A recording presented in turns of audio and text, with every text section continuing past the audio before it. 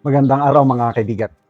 Bigyan natin ng reaction opinion itong video posted by Attorney Regal Oliva tungkol ito sa reklamo o kaso na isinampa ng isang international NGO laban sa Marcos Jr. administration, yung ginawa nilang pagkidnap kay Tatay Digong at saka yung mga nangyayaring corruption, political persecution dito sa ating bansa.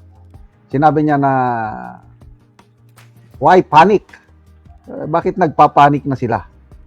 Ang DFA po nag-respond na asking the UN Human Rights Council to dismiss the case or allegations. So, pakinggan natin ito.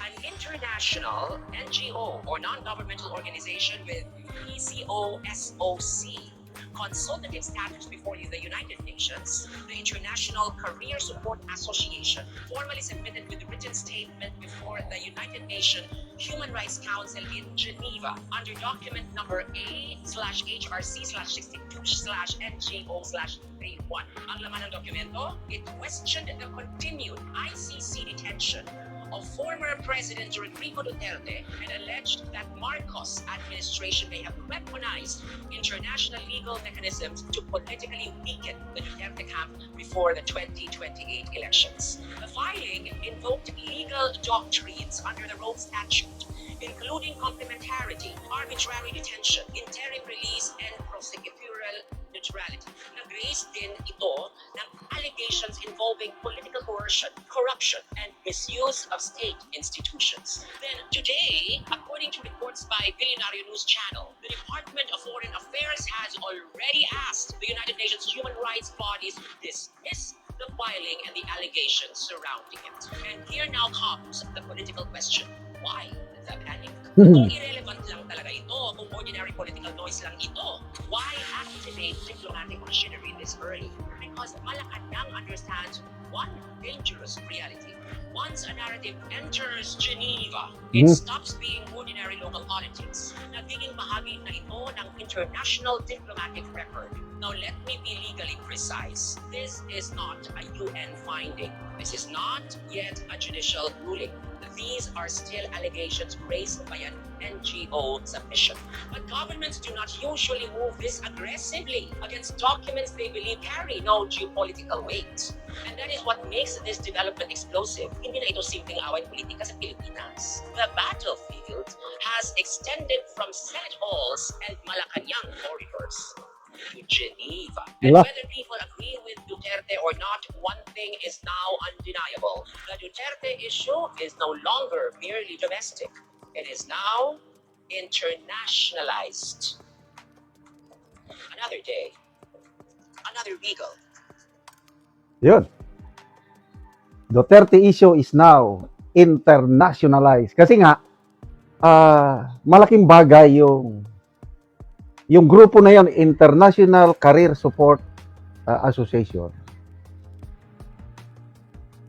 Napansin nila, nakita nila ang nangyayari sa bansa. Walang nag-utos sa kanila na, example, mga DDS. First time ko nga ma-meet marinig yung, they did it on their own, believing that something wrong is happening and kailangan nilang kumilos kasi nga, ang advocacy nila is there should be justice. There should be fairness. At nakikita nila, kawawa si Tatay Digong natin doon sa The Hague. Kaya nga ako, nabuhayan ako ng loob na, kasi kung tayo lang, wala na, maghintay lang tayo hanggang 2028, pag-upo ni BP Sara, makapresidente. But then, again, God is working. Answered prayers ito, na ang mga banyaga, foreigners, I don't know, sinong leader, sinong mga members nitong International Career Support Association to take concern sa nangyari sa Pilipinas at isampa ang reklamo sa Geneva, United Nations Human Rights Council, at nagiging permanent record na ito ng Council.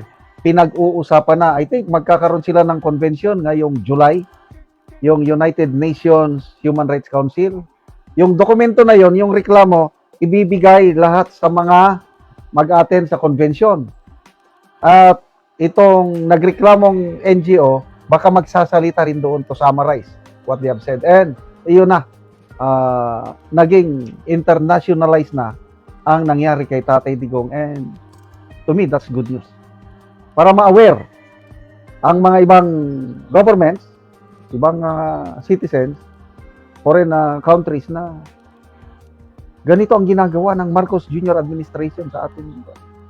So naisama rin doon ang corruption, naisama doon ang political persecution. So no wonder na ang Department of Foreign Affairs kumilos kaagad. Nag-respond na siguro, respond nila, hindi totoo yan, dismiss it, na hindi ganyan. Pag kumilos, itong mga ibang they have to dig deeper, alamin nila. Hindi sila basta maniwala sa reply ng Department of Foreign Affairs na i-dismiss it dahil kwento-kwento lang yan. So, ito na. Romans 8:28.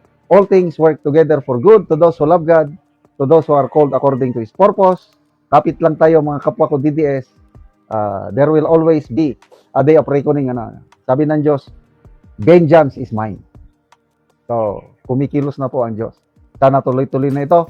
Blessing kay Tatay Digong. Blessing dito sa atin yung ngayong Lunes. Baka subukan nila Campo ni Soto na magkudita.